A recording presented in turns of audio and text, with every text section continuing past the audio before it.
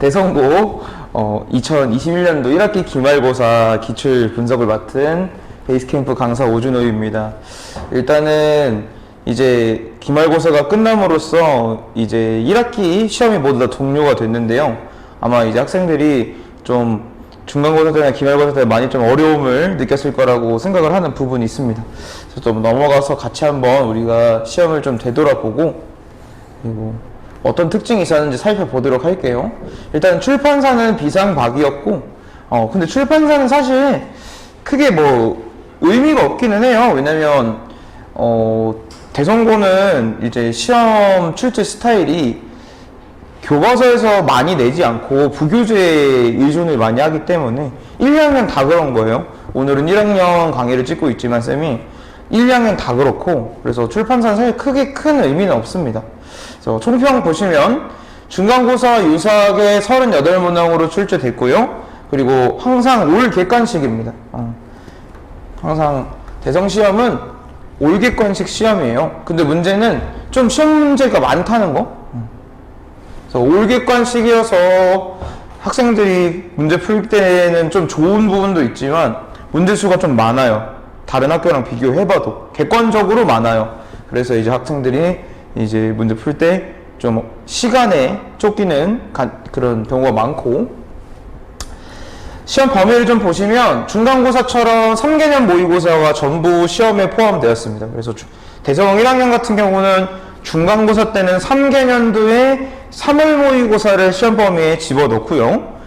기말고사는 3개년도 6월 모의고사를 시험 범위에 넣습니다. 근데 이게 왜 중요한 특징이냐면요. 6월 모의고사는 서울에서는 시행을 안 해요.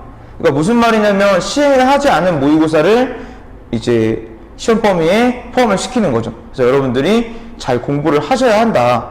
그런 말씀을 좀 드릴 수가 있습니다. 중간고사보다 그래서 좀 더 시험 범위에 있어서는 좀 까다로워요.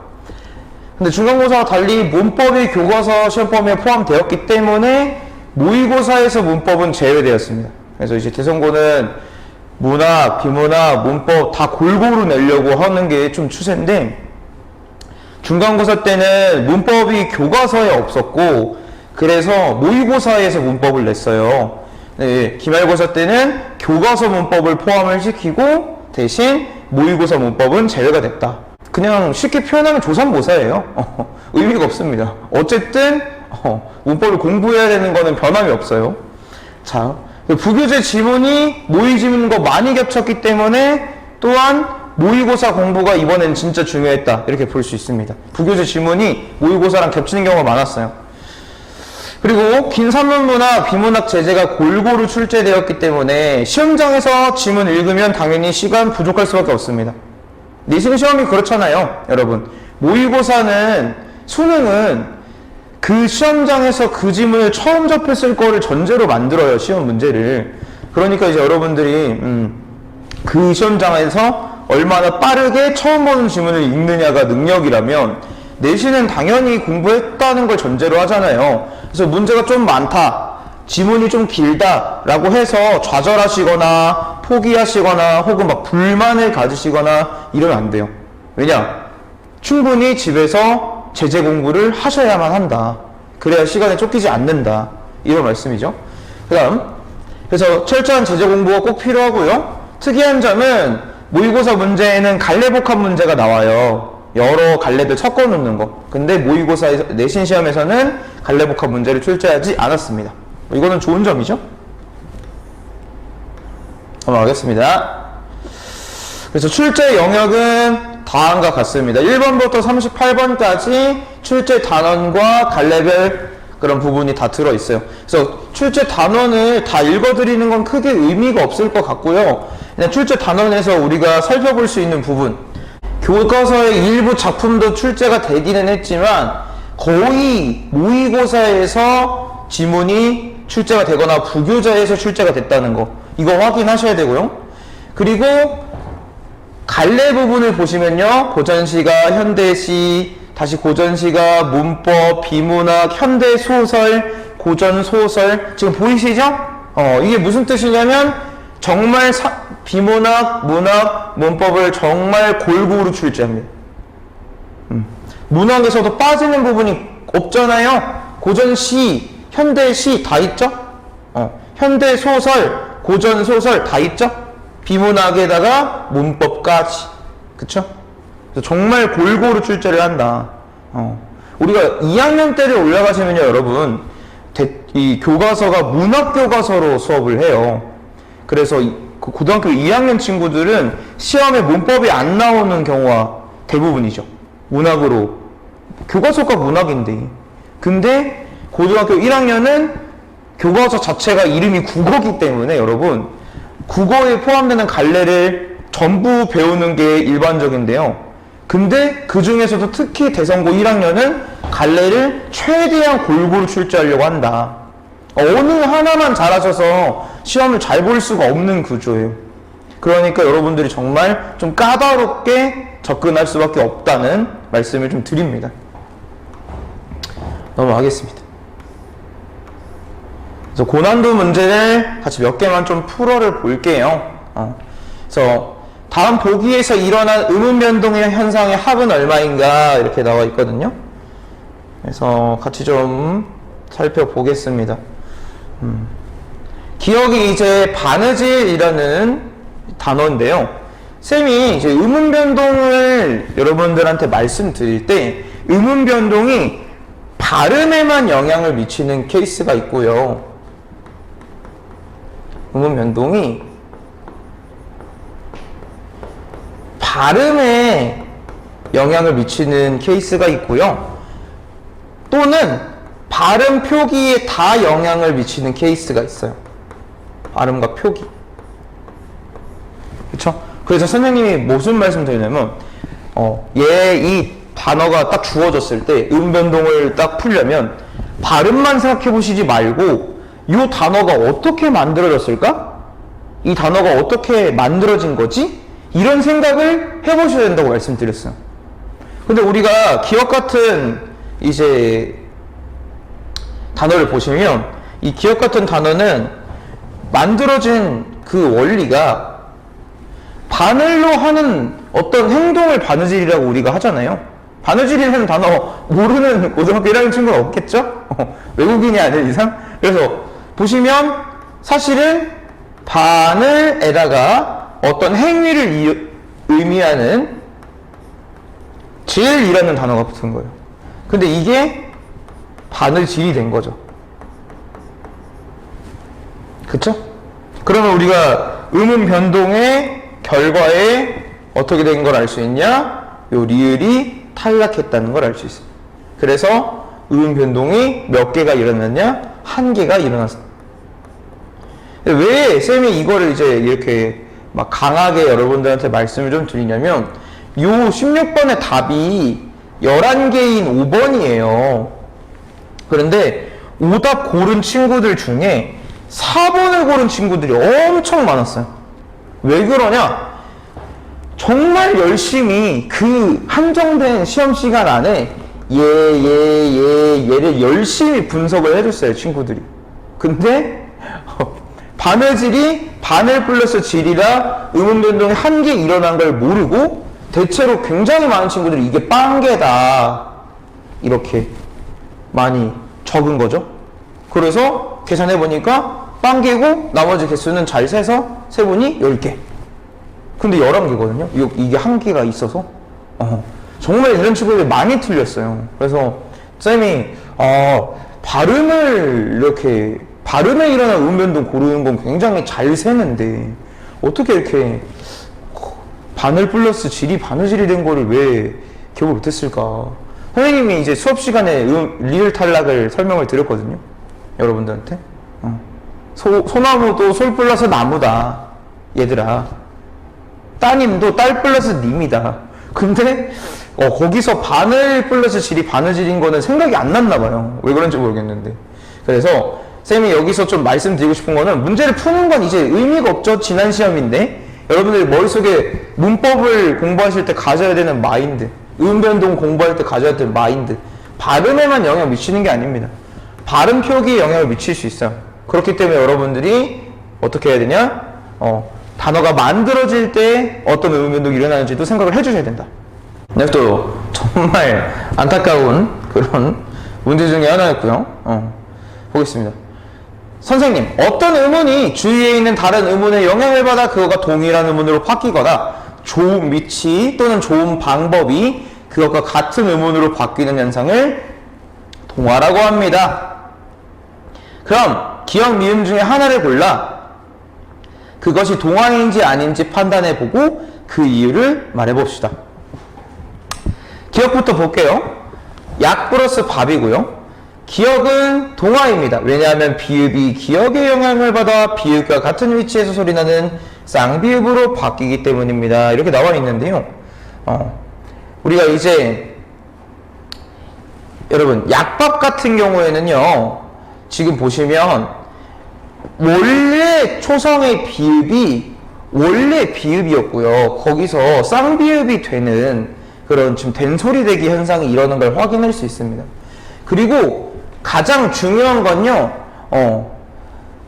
비읍이 기억의 위치를 받아 비읍과 같은 위치의 소리나는 쌍비읍으로 바뀌는 게 아니라, 비읍이 기억의 영향을 받아서 뒤에가 된소리가 된 거예요. 왜냐면 앞말의 받침이 기억이나 디귿이나 비읍이 있으면 뒤에 있는 기억, 디귿, 비읍, 시옷, 지읒은 다 된소리가 돼요.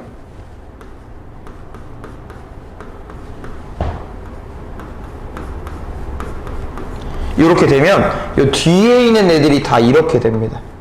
근데 얘는 동화랑은 관계가 없어요. 왜냐면 원래 기억인 애가 쌍기억이 되고 디귿인 애가 쌍디귿이 되니까 얘네한테서 어떤 좋은 위치의 동화를 겪은 것도 아니고 위치가 바뀌지 않았잖아요. 그리고 방법이 동화한 것도 아니에요. 왜냐면 앞말의 기억, 디귿, 비읍이랑 뒷말이 된 쌍기역, 쌍디귿, 쌍비읍, 쌍시옥, 쌍지읒은 좋은 방법도 다르거든요. 그러니까 된소리 대기는 동화라고 보시면 안 됩니다. 앞말에 앞말에 받침이 있어야 된소리 대기가 일어나긴 하지만 동화라고 보시면 안 돼요. 된소리 대기는 동화가 아닙니다. 그 다음 니은 조타의 조에다가 던이 붙어서 조턴이 됐죠? 그래서 니은은 동화입니다. 왜냐하면 히읗이 디귿의 영향을 받아 히읗과 거센 소리라는 점이 같은 티읕으로 바뀌기 때문입니다. 이렇게 나와 있는데요. 보시면 선생님이 음운 변동에서 개수를 생각해보는 것도 굉장히 중요하다고 했어요. 근데 여기 보시면 개수 한번 음운 변동 전과 이유를 개수를 한번 세볼게요. 하나, 둘, 셋, 넷, 다섯, 6개거든요. 그리고 여기는 하나, 둘, 셋, 넷, 5개입니다. 6개의 음운이 5개짜리가 됐거든요. 그러면 동화는 바뀌는 현상이고, 그러니까 동화는 쉽게 말해서 교체 속에 포함이 되어 있기 때문에 동화는 교체라는 음운 변동에 포함이 되어 있어요. 교체는 말 그대로 어떤 음운이 다른 음운으로 바뀌는 것이기 때문에 개수 변화가 없어야만 해요. 왜냐면 음운이 5개 있는데 그 5개 중에서 가운데 있는 거 하나가 그냥 다른 거로 바뀐 거일 뿐이에요. 그리고 개수 변화가 없어야죠. 근데 여기는 보면 개수가 줄어들었잖아요. 뭔지는 몰라도 일단 절대 교체도 아니고 동화도 아니라는 뜻입니다. 쌤이 수업 때 정말 막 목이 터져라 말씀드린 것 같아요. 개수 세는 것도 생각보다 중요하다. 그래서 니은은 동화가 역시 아니라는 걸 알 수가 있습니다. 그 다음 디귿은 동화입니다. 왜냐하면 디귿이 히읗의 영향을 받아 히읗과 같은 위치에서 소리나는 리을로 바뀌기 때문입니다. 3번이 선생님이 이제 우리 학원, 베이스캠프 학원 학생들 상대로 조사한 결과 최대 오답선지였어요. 최대 오답선지. 정답은 아니고 정말 많이 고른 오답선지. 왜 대체 이거를 골랐는지를 모르겠어요. 왜냐면 왜 골랐는지 모르겠느냐. 잘 볼게요. 여기 뚫는을 보시면 우리가 음운 변동 중에 뭐를 꼭 기억을 하셔야 되냐면요, 여러분. 받침에서는 여러분 우리말의 받침에서는 최대 한 개까지밖에 소리가 날 수가 없어요. 자음은.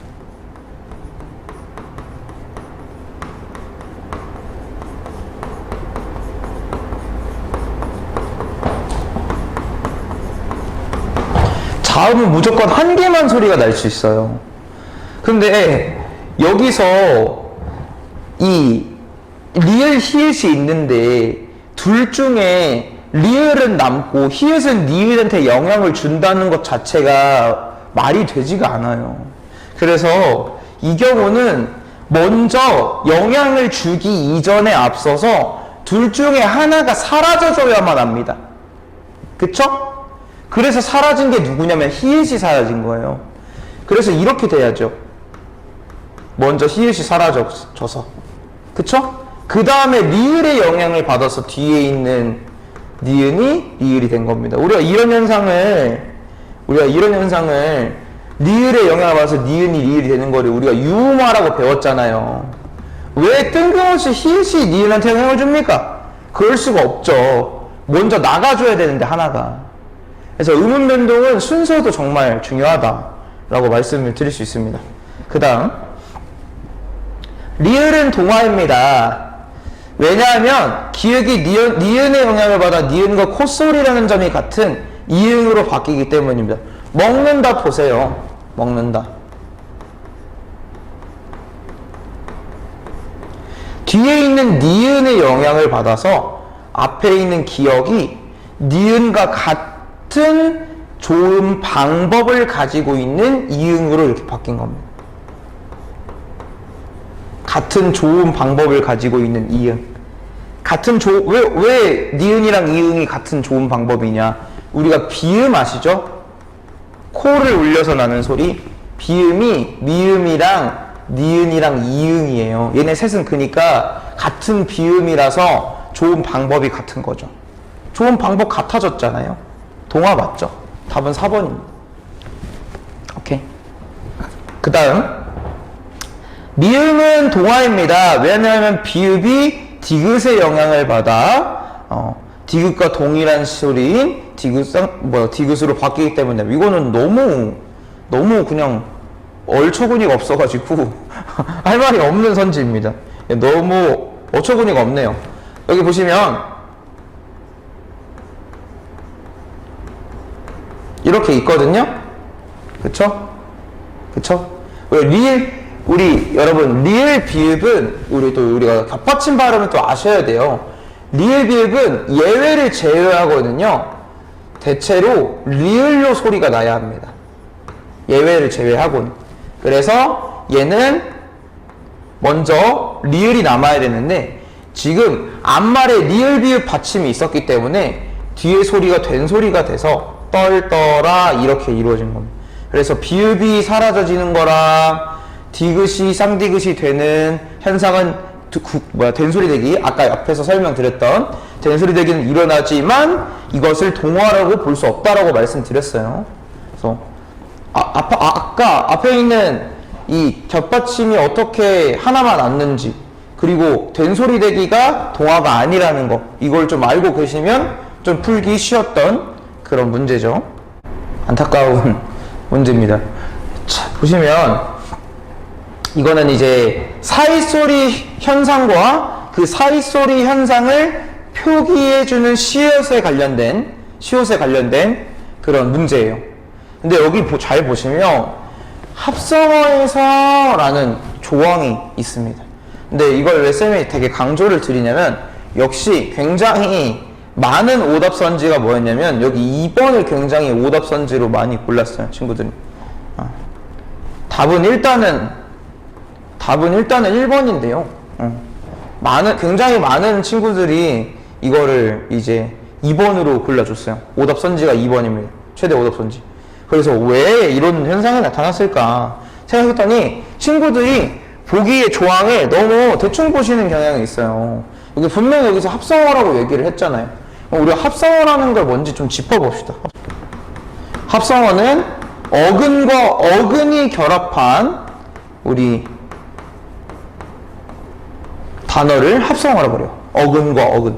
근데 어근이 뭐냐? 어근이 뭔지 좀 설명드리면 어근은 단어에서 중심 뜻을 가지고 있는 애예요. 얘도 마찬가지입니다. 단어에서 중심 뜻을 가지고 있는 친구. 그래서 중심 뜻을 가지고 있는 친구들끼리 결합을 해야 합성어가 될 수 있어요. 그치? 그렇지 않고 다른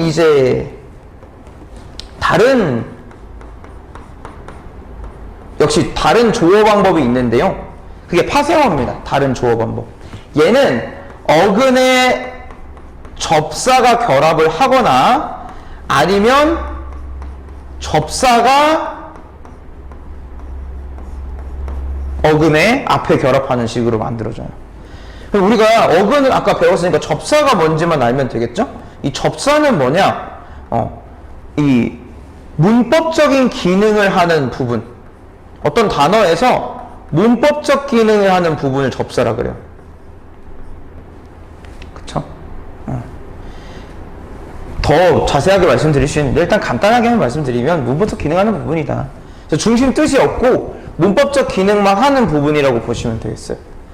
근데 사이소리 현상은 합성어에서만 일어난다고 분명히 여기 얘기를 했습니다. 합성어에서 일어나는 게 사이소리다 라고 이야기를 했어요.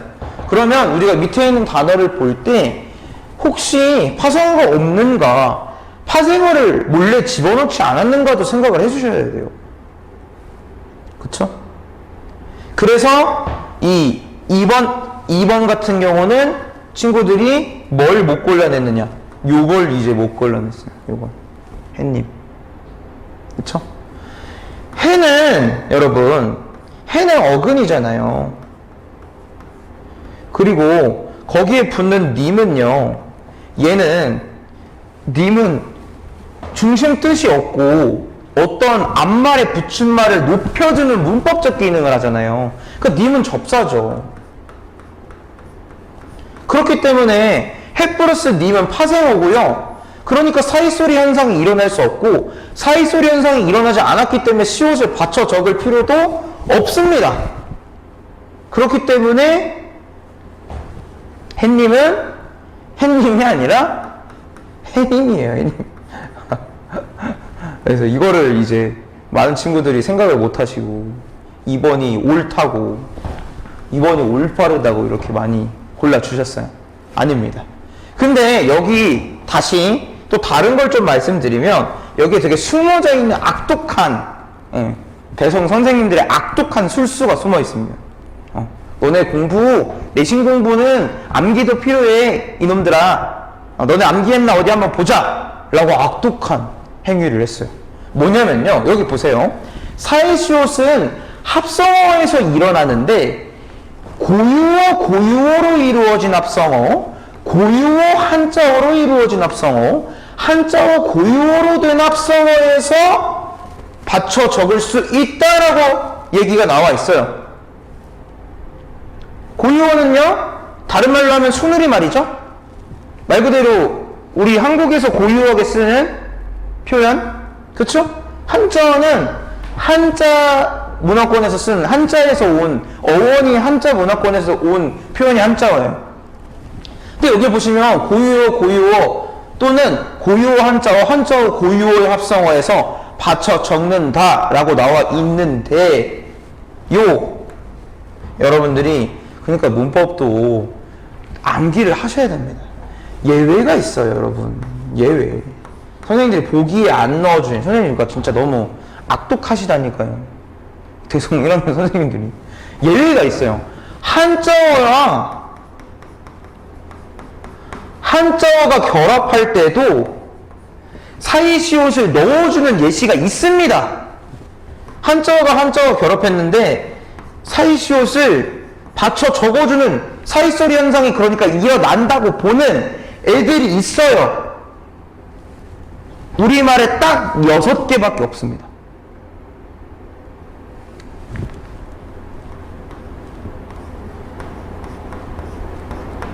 여섯 개뿐이에요. 6개뿐. 오케이? 그리고 이거를 쌤이 문법 수업 때 외우시라고 그렇게 말씀을 드렸고, 그리고 이제 직전 수업 때도 6개 암기해라 말씀드렸는데 안 해오셨겠죠? 그래서 이 6개가 어떻게 됐느냐? 곡간, 착간, 횟수, 퇴간, 셋집, 숫자까지 이렇게 6개입니다. 곡간, 착간, 횟수, 퇴간, 셋집, 숫자 6개. 얘는 무조건 외울 수밖에 없어요. 한글 맞춤법에도 6개 외우라고 나와 있어요. 그래서 곡간은 고 플러스 간, 찻간도 차 플러스 간, 횟수도 회 플러스 수, 퇴간도 퇴 플러스 간, 셋집도 세 플러스 지, 숫자도 수 플러스 자예요. 그래서 한자 발음으로만 보면 고간, 차간, 회수, 퇴간, 세집, 수자가 맞아요. 근데 얘들은 다 한자어로 만들어진 그런 합성어지만 사이시옷을 다 넣어줍니다. 그래서 이거를 이제 안 해오신 분들은 요 보기만 보고 풀려고 하시면 요게 당연히 한자어 착간이고 여기서 예외인 사이시옷을 받쳐 적는 애인 걸 아마 생각 못 하셨을 거예요. 그래서 1번을 못 고르셨을 확률이 높다 이렇게 말씀을 드립니다. 그래서 이거과 관련해서 선생님이 학습 앞으로 방향을 좀 말씀드리고 싶은 게 있어요. 일단 첫 번째, 시간 부족한 문제가 너무 쉽네요, 대성에서는. 그래서 교과서, 부교재, 모의고사에 있는 모든 제재는 익숙해지도록 여러 번 반복해서 읽어주기라도 하셔야 돼요. 그 암기하라고까지는 말씀 안 드릴게요. 익숙해지도록 읽으셔야 됩니다. 두 번째, 문법은 절대 시험 기간에만 바짝 공부해서 되는 게 아닙니다. 그쵸? 여러분들이 중간 기말 동안 문법에 의해서 여러 번 얻어 맞으시면서 느끼셨을 거예요. 아, 평상시에 해야겠다. 그쵸? 대성은 계속 낼 겁니다. 장담할 수 있어요. 계속 낼 겁니다. 그리고 2학기 때는 이제 중세 국어, 중세 문법도 기다리고 있어요, 여러분들을. 열심히 하셔야 됩니다. 그 다음, 내신에 있어서는 어쩔 수 없이 적당한 암기도 꼭 필수예요. 아까 6개 그거 보시면 아시겠지만 암기도 필요합니다, 여러분. 그리고 특히 많은 문제를 풀어야 하는 대성시험은 더더욱이나 암기가 필요할 수 있다. 이렇게 말씀을 좀 드릴게요. 그래서 이 정도 말씀을 좀 드리고요. 그래서 이제 지금 방학 기간인데 방학 앞서서 딱 한 말씀만 좀 드리자면 여기 이렇게 그 국어 같은 과목은 절대 시험 기간에 공부해서 여러분들이 눈에 보이는 성적 상승을 볼 수 있는 과목이 아니에요. 지금 정말 중요한 길목에 있거든요. 고1 여름방학이라는 길목. 그래서 이제 마음 놓고 뭔가를 할 수 있는 마지막 시간이라고 생각해서 열심히 놀고 있는 친구들도 있을 거예요. 너무 놀기만 마시고 그렇다고 막 죽어라 공부만 해라 이렇게 말씀드리진 않습니다.